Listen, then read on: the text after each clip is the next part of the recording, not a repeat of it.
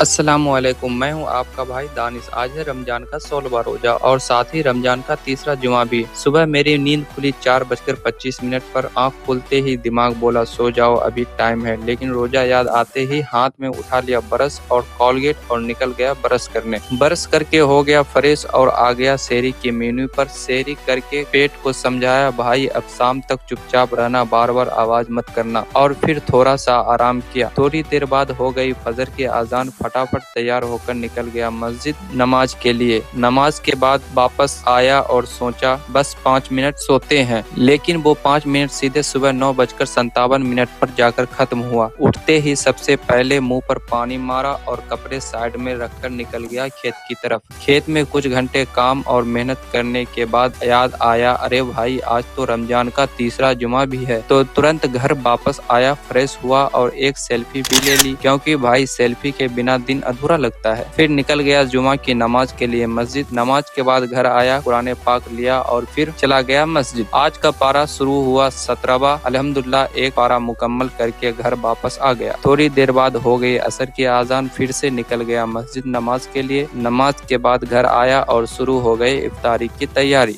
मैंने हाथ में खजूर पकड़ ली और करने लगा मगरिब की आजान का इंतजार। और दिल के अंदर से आवाज आ रही थी, आजान जल्दी हो जाए बस। और जैसे ही मगरिब की आजान, बस फिर क्या था, इफ्तारी स्टार्ट। इफ्तारी के बाद मैं फिर निकल गया सीधे मस्जिद के लिए। तब तक के लिए अल्लाह हाफिज। मिलते हैं 17वें रोजे में।